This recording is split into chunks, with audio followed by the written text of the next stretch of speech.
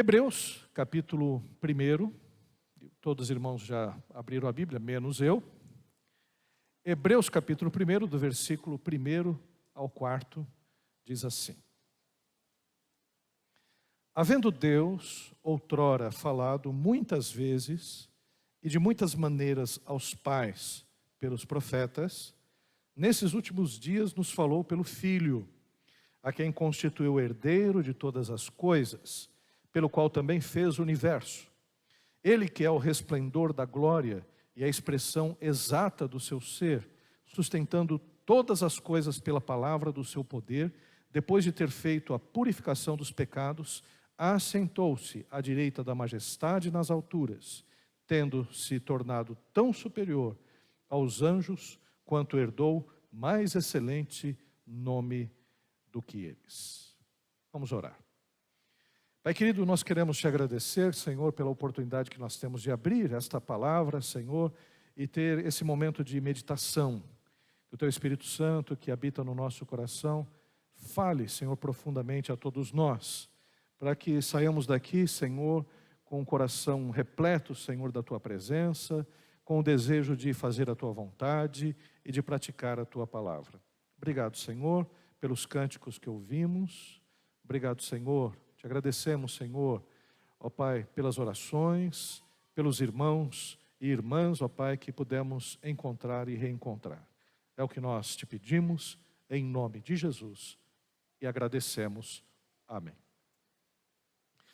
Queridos irmãos e irmãs, nós vamos começar à noite uma série na carta aos Hebreus. De manhã, nós começamos uma série na carta que foi escrita por Paulo a Timóteo, a primeira carta, e à noite nós agora vamos começar uma série no livro ou na carta de Hebreus. E eu quero começar do princípio. Esse primeiro capítulo que nós começamos a ler, esses 4 primeiros versículos, não são propriamente aqueles que nós vamos trabalhar hoje. Nós vamos trabalhar mais detidamente semana que vem. Mas eu fiz essa leitura para que a gente pudesse introduzir essa carta e pudesse entender algumas questões anteriores à produção dessa carta. Para que a gente entrasse nessa epístola com um conhecimento maior e pudéssemos nos aprofundar nas belezas, nas maravilhas que essa epístola nos ensina. Hoje eu quero falar especificamente sobre questões introdutórias da carta. Quero falar basicamente sobre a autoria misteriosa e inspirada da carta aos Hebreus. A Bíblia Sagrada é compreendida por 66 livros considerados canônicos, escritos por cerca de 45 autores diferentes e em épocas diferentes. Considerando Moisés como o primeiro autor, então aconteceu por volta de 1400 a.C., aquele que primeiro escreveu. E considerando os livros do Novo Testamento, Apocalipse, o último deles, que foi escrito em 80 depois de Cristo, então você tem cerca de 1500, 1600 anos no espaço do primeiro autor até o último autor, Moisés e João. Então é um livro sui generis. Nenhum livro tem essa característica das Sagradas Escrituras. E também o que nós podemos perceber, os 66 livros que foram escolhidos, né, para compor a Bíblia Sagrada, 39 no Antigo Testamento, 27 no Novo Testamento, são livros que passaram por um critério primoroso. Primeiro, pelos judeus, que analisaram todas as composições dos livros de Gênesis até Malaquias, e depois pela igreja cristã, que também criteriosamente analisou a cada livro do Novo Testamento, de Mateus a Apocalipse. Isso porque existiam outros livros, livros apócrifos, que foram escritos por outros autores, ou por gente que falsamente, né, assinou livros com nome de personagens bíblicos. Então nós temos, por exemplo, no Antigo Testamento, o testamento dos 12 patriarcas, que seriam os 12 filhos de Jacó. Existe também Sabedoria de Salomão, o Martírio de Isaías e tantos outros livros, por exemplo, o livro de Enoque, né, que criou aquela mística dos nefilins e até inspirou ao filme de Noé, que nós assistimos, aí um filme que a gente pode dizer, pelo amor de Deus, que Noé é esse? Que filme é esse? Quem assistiu o livro de Noé deve estar pensando até agora, meu Deus, que Noé, onde que acharam esses relatos para fazer um Noé tão diferente do Noé da Bíblia? Esse Noé realmente não é o da Bíblia.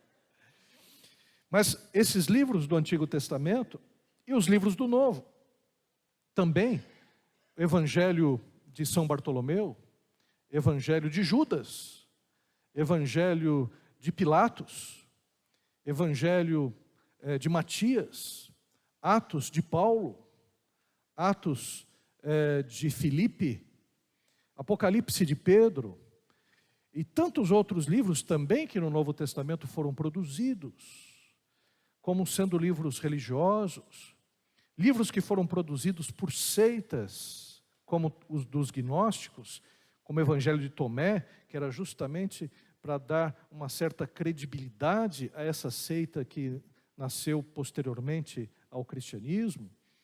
E todos esses livros, toda essa produção que hoje nós chamamos de livros apócrifos, eles passaram pelo crivo da igreja. Não foi um imperador, não foi um concílio que escreveu, né? O cânon mais antigo que a gente tem, a lista mais antiga que nós temos de livros que eram aceitos pela igreja cristã, remonta ao ano 200 depois de Cristo, o cânon muratoriano, que já tinha os evangelhos e já tinha até o Apocalipse de João. Um cânon importante para que a gente pudesse ver o que a igreja lia. E muitos desses livros apócrifos, por exemplo, Atos de Filipe, foi escrito 400 anos depois de Cristo. Não foi Filipe que escreveu. Mesmo o Tomé, que é o mais recente, foi escrito por volta do ano 200 e não foi escrito em grego, foi escrito em copta, uma língua antiga do Egito. Então, muitas vezes a gente chega e vê um filme, um documentário dizendo um novo evangelho. O evangelho agora Judas, o evangelho que a igreja escondeu. Irmãos, a igreja conhece esses evangelhos apócrifos desde o começo. Esses evangelhos apócrifos estão aí. Se você quiser comprar um livro, tem um livro chamado Os Apócrifos, os proscritos da Bíblia, estão lá, desde o livro de Adão, que conta a história de Lili, né, que foi a primeira esposa dele, entre aspas. A Lili era uma mulher problemática, né? Segundo esse livro apócrifo, Lilith, antes de Eva, não foi criado do lado de Adão, foi criado das fezes e da urina de Adão. E essa mulher deu muito problema também. Uma mulher que foi criada desse jeito, né? Do suor de Adão, uma coisa horrorosa, essa Lilith. E essa Lilith até é um personagem mítico, diabólico, demoníaco, né? Que foi criado justamente por um livro apócrifo, escrito muito tempo depois do Gênesis que nós conhecemos. Então esses livros estão aí, não há nada de escondido não, você pode chegar e ler todos esses livros. Hoje a internet, o Google, né, apresenta todos eles e você pode fazer uma pesquisa e uma pequena leitura você percebe as inconsistências. Tem um livro apócrifo que conta, do Filipe Slavônico, que conta a história de Pedro. Diz que Pedro, ele estava ali, né, juntamente com os discípulos, né, estava pregando, né, e de repente veio um cachorro, e o cachorro começou a conversar com Pedro. Aí naquele bate-papo com o cachorro falou, olha, minha dona chegou, matou o seu filho, e eu comi a carne dele. E aí Pedro chegou, se comoveu, orou pelo cachorro, o cachorro vomitou, e aí recompôs a criança, entregou a criança novinha, em folha. Esse é um milagre forte, né? Então, e é interessante porque os milagres desses livros são milagres gratuitos, milagres que acontecem assim, como demonstração apenas de poder. Aquela passagem que nós conhecemos de Jesus falando a respeito que é mais fácil um camelo entrar por uma agulha do que um rico entrar no céu. Um livro apócrifo diz que Pedro estava pregando essa passagem. E aí um sujeito rico, chamado Onesíforo, disse, então prova. Aí Pedro pegou uma agulha, orou pela agulha, a agulha foi alargando, alargando, alargando, alargando, alargando, e o camelo passou. Aí o Onesíforo chegou e disse, que eu faça a mesma coisa. Aí ele orou pela agulha, a agulha também abriu. Aí um camelo foi passar, a agulha fechou no meio do camelo, matou o camelo. E aí, mas por que eu não consegui isso? Aí no final, o Pedro diz, é porque você é um homem de pouca fé. Né? Quer dizer, coisas estapafúrdias, plágios dos livros canônicos, dos evangelhos, coisa que você, numa breve leitura, você percebe. O Evangelho de Tomé, numa das passagens, perguntam para Jesus, mestre, como farei para ter a vida eterna? Aí Jesus Cristo responde para as pessoas, se você fizer o de baixo como o de cima, o de dentro como o de fora, o homem como a mulher como o homem, né? O grande como o pequeno como o grande, então vocês entrarão no reino dos céus. Até agora não entendi o que isso quis dizer. Então, é uma pequena leitura, você percebe a falsificação, a tolice. Perguntaram, por exemplo, para Jesus se Maria ia entrar no céu, porque naquele evangelho, que é um evangelho cópita, que foi escrito no Egito, eles acreditavam que a mulher não tinha alma, não tinha espírito. Né? A mulher é uma desalmada, algumas são, homens também. Né? Mas o que nós vemos nesse evangelho, perguntaram se Maria ia poder entrar no céu, porque ela não tinha alma. Aí Jesus, nesse evangelho, diz, não tem problema. Maria vai ganhar uma alma masculina e vai entrar no céu. Então esses evangelhos são complicadíssimos, refletem pensamentos, tradições, refletem ideias de grupos heréticos que não tinham propriamente um compromisso com o evangelho de Cristo. Quando nós olhamos para os evangelhos canônicos, eles têm um sentido, têm uma direção. Todos os milagres de Jesus são milagres que têm uma lição a ensinar. Não são milagres gratuitos. Todos os textos que nós vemos no Novo Testamento, os textos de Paulo, os textos de Pedro, de Tiago, de João, eles estão em consonância, eles vão numa mesma direção. Os próprios 4 evangelhos que foram escritos por pessoas que foram testemunhas oculares de Jesus Cristo, como Mateus, que era apóstolo, e também João, que era um apóstolo, e de gente que certamente recebeu informações de outros, como é o caso de Marcos, que era discípulo de Pedro, e Paulo, e Lucas, que era discípulo de Paulo, né? Esses que escreveram os evangelhos, escreveram um texto que é um texto fidedigno, um texto que tem coerência, tem começo, tem meio, tem fim, e são textos que a gente pode ter confiança, não só no caráter espiritual, teológico, doutrinário, mas sobretudo o caráter histórico. Então a Bíblia, ela tem essa característica. De uma forma intrigante, esses livros foram unidos durante a história de tal maneira formando um todo. Pega 45 autores para escrever a respeito de qualquer coisa, e depois junta esses textos para ver se esses textos vão ter alguma ligação. No caso da Bíblia, nós vemos um texto, uma mensagem que percorre desde Gênesis a Apocalipse. Em Gênesis nós temos a perdição humana, o pecado original. Nós temos em Apocalipse a redenção da humanidade. Nós temos em Gênesis a origem do afastamento de Deus. No Novo Testamento nós temos Jesus Cristo vindo como o último Adão para trazer a salvação para aquele que havia se perdido. Então esses livros têm uma ligação. Aliás, a ligação que existe entre todos esses livros da Bíblia é Jesus.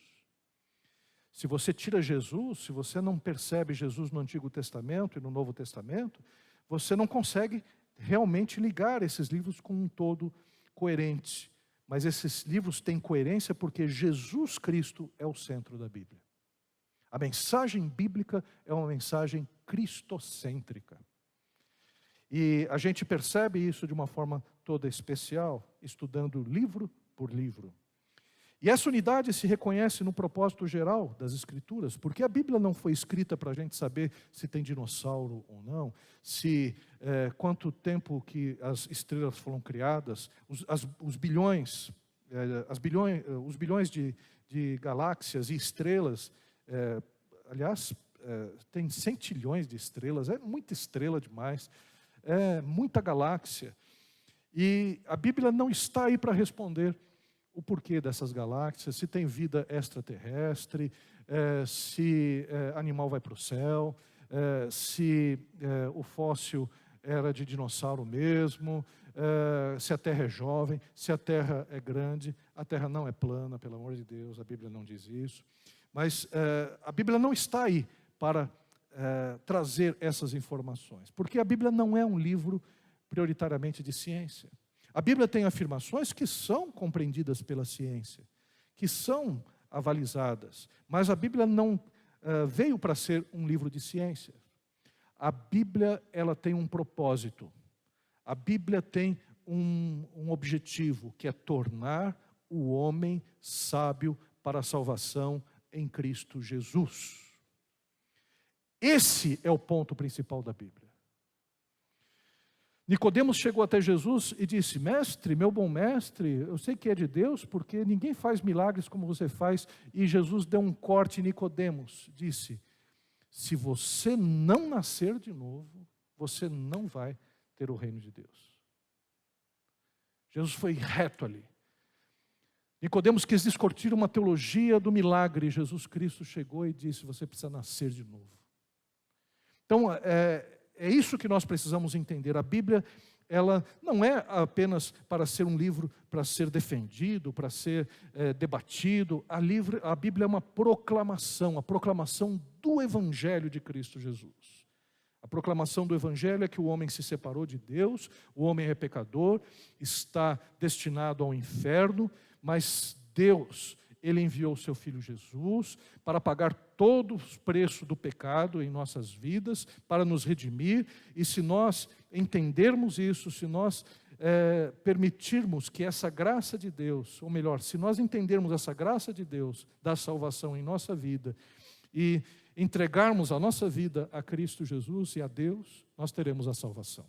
Ponto. É para isso que a Bíblia veio. E é claro, além disso, a Bíblia nos mostra como viver aqui nessa terra, nos mostra como nos relacionarmos, nos mostra como nós podemos ter uma vida em santidade até o dia em que nós partirmos, ou pela morte física, ou na volta de Cristo Jesus. Então a Bíblia, ela tem um objetivo, e esse objetivo é nos tornar sábios para a salvação em Cristo Jesus. Agora, um aspecto que nós vemos nessa carta, o destino dessa carta. Vamos agora entender. Né? Provavelmente, dado o conteúdo do texto, essa carta ela foi destinada aos judeus da dispersão. Tanto é que o título que foi dado, que não é o título propriamente da carta, ela foi dada posteriormente, esse título foi dado posteriormente, Epístola aos Hebreus, é porque essa carta ela tem um conteúdo teológico muito voltado ao judeu. Aquela pessoa que escreveu essa carta é conhecedora do judaísmo e está traduzindo o Evangelho através das profecias judaicas, através dos textos do Antigo Testamento. Essa carta, ela certamente foi endereçada aos judeus, e principalmente a judeus que estavam sofrendo. Em dois momentos, em especial, essa carta pode ter sido escrita. Na expulsão dos judeus de Roma, pelo imperador Cláudio, em 49, ou na perseguição de Nero, após o incêndio em Roma, no ano 64. Lembremos que as perseguições cristãs começaram em 64. O primeiro que perseguiu aos cristãos dos romanos, porque os judeus também perseguiram os cristãos antes, foi Nero. Nero foi o primeiro imperador que perseguiu os cristãos. Mas nessa perseguição aos cristãos, os romanos ainda não distinguiam exatamente quem era judeu e quem era cristão, porque grande parte dos cristãos vinham do judaísmo. Então, nessa primeira perseguição, não morreu só cristão, morreram judeus também. O incêndio em Roma alcançou grande parte da cidade, e os bairros onde estavam os judeus e os cristãos, que eram bairros mais periféricos, não tinham sido atingidos. E Nero colocou a culpa nos cristãos do incêndio em Roma. E cristãos e judeus. E aí, cristãos e judeus foram crucificados de uma forma terrível, foram colocados no circo romano para satisfazer o desejo sanguinário dos líderes romanos, do povo romano. E assim começa a primeira perseguição aos cristãos, e os judeus estão incluídos. Então essa carta é uma carta dirigida aos judeus, principalmente esses judeus que estão fora da Palestina, judeus que estão em Roma, para que eles sejam fortalecidos e eles encontrem em Jesus Cristo a força necessária para vencer essas dificuldades. Essa carta, ela exalta a soberania de Cristo para um povo maltratado e para um povo perseguido. Meus irmãos e minhas irmãs, eu não sei qual é a dificuldade que os irmãos estão passando, as irmãs.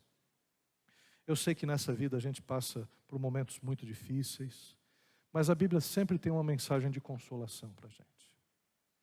E essa mensagem de consolação é tão maravilhosa porque é uma mensagem que relativiza aquilo que nós estamos passando agora, para que a gente tenha um vislumbre de algo muito maior e grande, que é a ação de Cristo Jesus na nossa vida, no nosso ser, na sociedade, no mundo. A gente viu recentemente aquelas inundações em Minas, e aquilo nos toca o coração, e principalmente aquelas pessoas que estão envolvidas nisso, muito mais. Mas ao mesmo tempo, se a gente tem olhos para ver, a gente percebe em toda essa situação que existe uma precariedade do ser humano em relação à vida. Nós somos muito frágeis. Eu posso dar um exemplo? A pessoa está aqui, não vou falar escondido. A Lena sentiu umas dores aí. Não imaginava o que seria, né, Lena? Aí começou, de repente, uma dor que não passava. Eu sei exatamente o que é isso. Só não sei o que o pessoal diz. Que são dores, a dor do renal, que se assemelha à dor de parto. Eu não sei se a dor de vesícula se assemelha à dor de parto, acho que não. E eu nunca vou saber disso. A Lena pode saber disso, né? A Lena teve 3 filhas, mas a Lena não imaginava que ela teria um problema na vesícula. Não imaginava. Aí foi no médico, fez ultrassom, achou as pedras, porque esse é o procedimento, marcou a cirurgia e passou por um momento de cirurgia. Nós somos muito frágeis. E é importante a gente entender essa característica, porque diante desse mundo caótico em que nós vivemos, a melhor coisa que nós podemos entender é a nossa fragilidade, porque quando a gente deixa de ser Deus da nossa vida, porque o pecado original foi justamente esse. Satanás chegou e disse para Eva: olha, se você comer do fruto do conhecimento do bem e do mal, vocês serão como Deus, conhecedores do bem e do mal. Quer dizer, a tentação é do homem e a mulher serem iguais a Deus. E a gente acha que a gente tem muito poder, muito conhecimento, muita sabedoria, a gente faz planos e faz isso. Mas chega um momento da nossa vida que nós nos deparamos com a nossa fragilidade. E quanto mais rápido a gente entender isso, melhor. Porque aí a gente se agarra em Deus. Se agarra na presença de Deus. Porque Deus está dizendo aqui para os judeus da dispersão: vocês estão sendo perseguidos, mas a vida aí é isso mesmo, a vida é uma vida difícil. Mas existe uma esperança, a esperança está em mim. Vocês podem andar, vocês podem vir à minha direção, porque eu tenho a solução. E é interessante, os apóstolos estavam com Jesus. Jesus chegou e disse para os apóstolos, porque Jesus se preocupa com isso: o que as pessoas dizem a respeito do Filho do Homem? O que eles acham quem eu sou? E Pedro chegou e disse: tu és o Cristo, o Filho do Deus vivo. E Jesus disse a Pedro: parabéns, Pedro, não foi carne nem sangue que te revelou, mas o meu Pai que está nos céus. Em outra ocasião, Jesus Cristo estava conversando com os discípulos e disse: olha, as pessoas me deixaram, várias pessoas se escandalizaram com o meu discurso a respeito da morte e tudo mais, e vocês podem ir embora também. Se vocês quiserem, vocês estão livres, porque Deus nos dá essa liberdade de escolhê-lo ou não. E aí Pedro chegou, Pedro entendeu. Pedro chegou e disse assim: não, Jesus, a gente não vai te deixar, eu não vou te deixar não, porque só tu tens palavras de vida eterna. Então, o que nós precisamos entender é que a Bíblia está trazendo palavras de vida eterna, para a gente relativizar essa situação que nós temos, porque o grande problema não são os problemas dessa vida, são os problemas da outra vida. O que Deus está nos mostrando é que nós vamos passar por dificuldade, luta, e nós vamos morrer aqui. Mas o importante é entender as palavras de vida eterna que Jesus Cristo tem para nos dar. Porque nós viveremos eternamente com Ele. Então essas palavras para os hebreus são muito importantes, porque essa carta exalta a soberania de Cristo, mostra o plano de Deus, mostra a ação de Deus para um povo que está ali sendo perseguido, está sendo morto, está sendo crucificado, está sendo subjugado, já é um povo escravo, um povo humilhado. E o que Deus está mostrando para eles através dessa carta é que existe sim esperança para essa vida. Outro aspecto que nós vemos é a questão da autoria. Vários autores foram sugeridos pelos teólogos e estudiosos do Novo Testamento. Orígenes acreditava que tinha sido Paulo que escreveu esse texto, porque tem passagens muito parecidas com a doutrina paulina, principalmente acerca da salvação, acerca também de Cristo. Outro autor, Tertuliano, acreditava que era Barnabé. E por quê? Porque na carta aos Hebreus existe um texto que diz acerca da importância dos apóstolos, de seguir a doutrina dos apóstolos. Ora, se foi Paulo que escreveu, nas outras cartas que ele escreveu, ele sempre se apresentou como apóstolo, dizendo que ele tinha autoridade apostólica. Como é que ele estava agora jogando para os outros apóstolos? Então isso chamou a atenção do Tertuliano e diz: não pode ser Paulo. Não pode ser Paulo. E aí Tertuliano pensou: quem era uma pessoa muito próxima de Paulo, que era judeu, que era uma pessoa excelente conhecedora também da doutrina cristã? Barnabé. Ele pensou em Barnabé. Outros pensaram em Lucas, porque Lucas, ele tem um excelente grego. Aliás, ele é grego. Ele não é judeu. E ele escreveu um grego maravilhoso, koiné, na carta de Lucas e na carta de Atos. E Hebreus é um grego maravilhoso. Então, melhor do que o grego que o apóstolo Paulo escreve. E até um pouco superior ao grego de Lucas. Mas o que nós podemos perceber é que alguns pensaram: bom, deve ser Lucas. Mas Lucas é grego. Lucas não teria, talvez, todo o conhecimento judaico necessário para fazer essa análise dos textos do Antigo Testamento para pregar para os judeus. Outros imaginaram Clemente Romano. Clemente Romano foi um dos líderes da igreja em Roma, escreveu até uma carta, que não é livro apócrifo, na verdade é um texto da igreja antiga, que é a primeira carta aos Coríntios de Clemente Romano. E escreveu a segunda carta de Coríntios de Clemente Romano aos Coríntios, né? Até a gente percebe o que aconteceu com a igreja de Corinto a partir de Clemente Romano. Outro pensou em Apolo. Aliás, quem pensou em Apolo foi Lutero. Lutero acreditava que era Apolo, porque Apolo, quando o apóstolo Paulo encontrou com Apolo, e ele tinha sido expulso na época da perseguição de Cláudio, junto com Priscila. Então Apolo, que era um grande pregador judaico, ele se tornou cristão e foi um grande pregador também, bem poderia ser Apolo. E já houve quem dissesse que tinha sido Epáfras e Silas, que eram companheiros do apóstolo Paulo. Em suma, são só especulações, porque afinal de contas, a autoria de Hebreus sempre tem aspectos positivos e negativos quando a gente analisa os personagens. Muitos até hoje dizem, não, foi Paulo que escreveu, mas nas cartas de Paulo existe uma coisa diferente do que acontece em Hebreus. Nas cartas de Paulo, no final, ele cumprimenta várias pessoas. E essa carta de Hebreus, nenhuma pessoa é citada, apenas Timóteo. Então, o que a gente pode perceber, toda essa especulação da autoria de Hebreus, ela é infrutífera. Agora, não é o único livro da Bíblia que a gente tem problemas de autoria.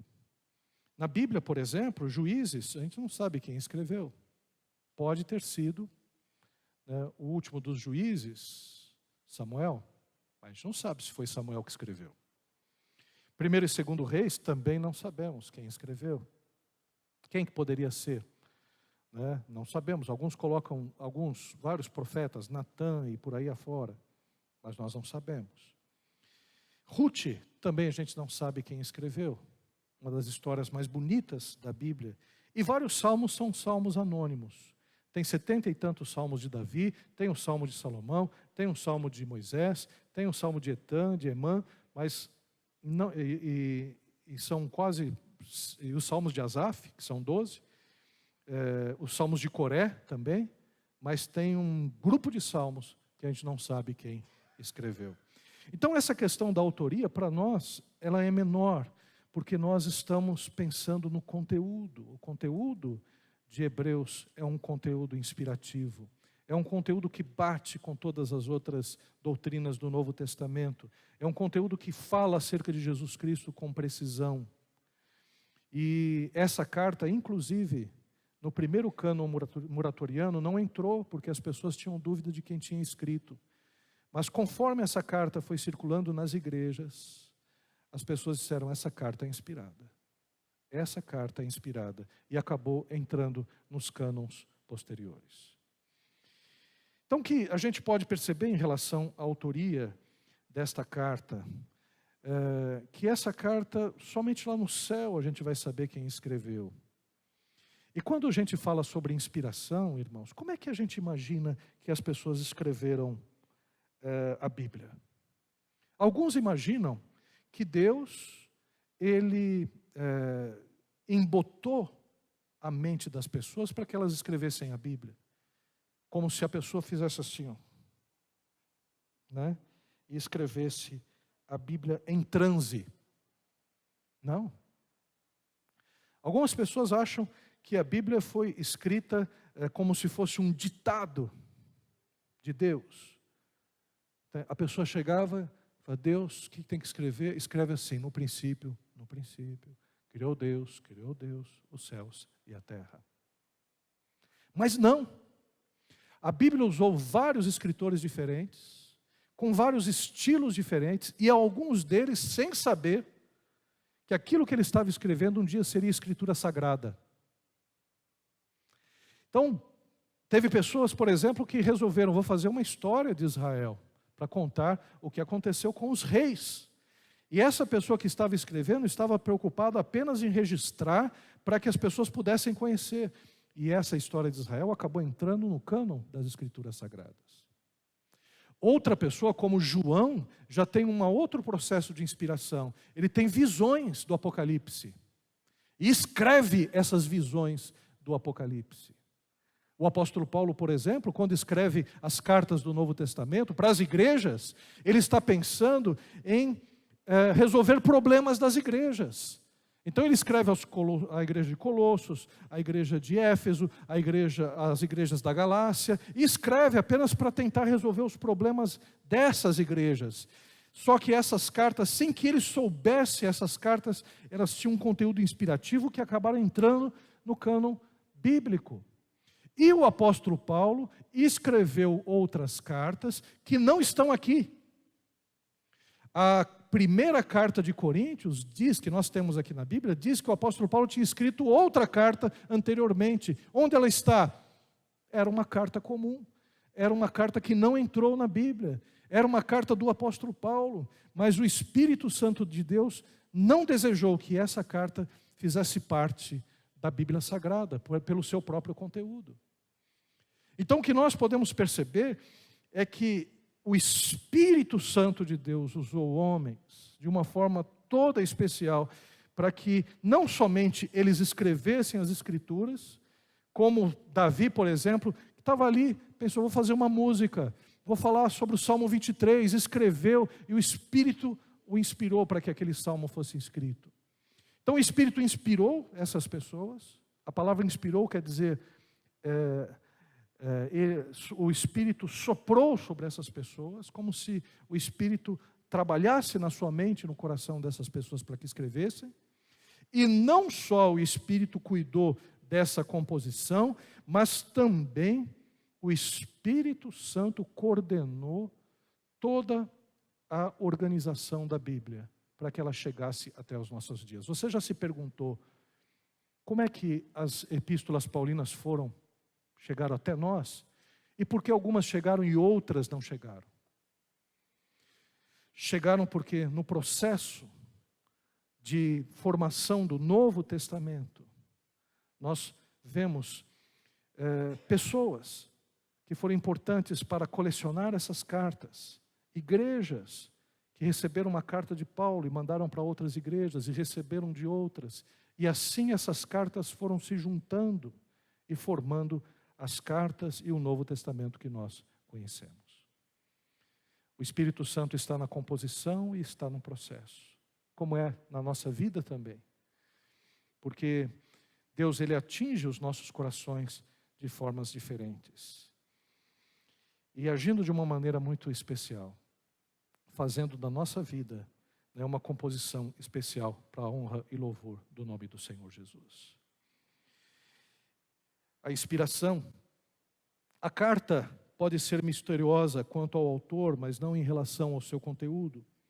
De uma maneira primorosa, o autor cria pontes entre o Antigo Testamento e a pessoa e obra de Jesus. Irmãos, a gente sabe exatamente o que significa aqueles sacrifícios do Antigo Testamento, porque o escritor de Hebreus foi muito cuidadoso em dizer. A gente sabe qual que é o sentido do tabernáculo, e hoje nós somos o tabernáculo de Deus, porque o autor de Hebreus, ele explicou para a gente.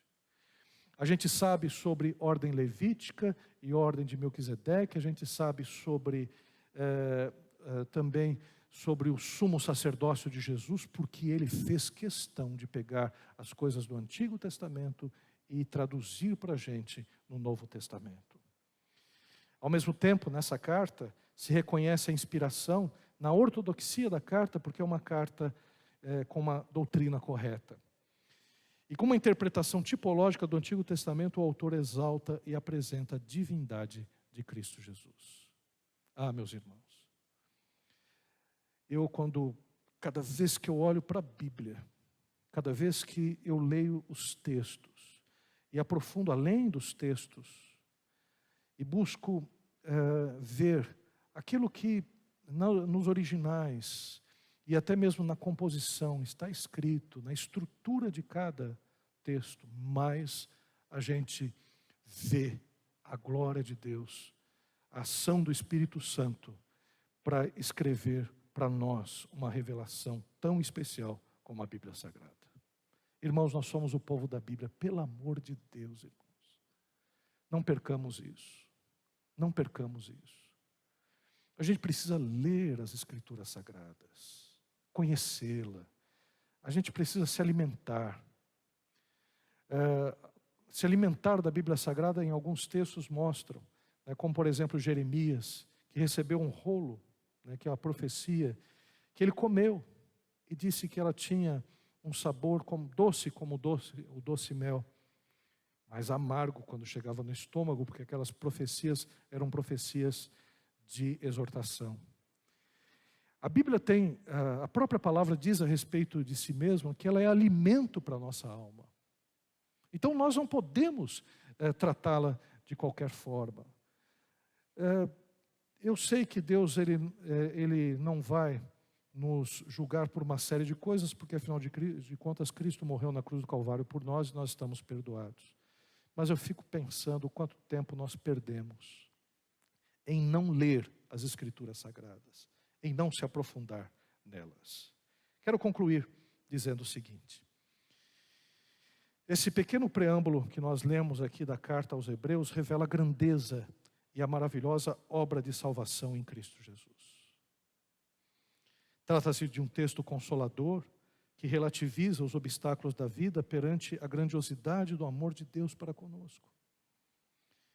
E o meu desejo, ao seguir a carta de Hebreus, é que essa epístola nos leve a um conhecimento mais profundo de nosso Senhor e Salvador Jesus Cristo.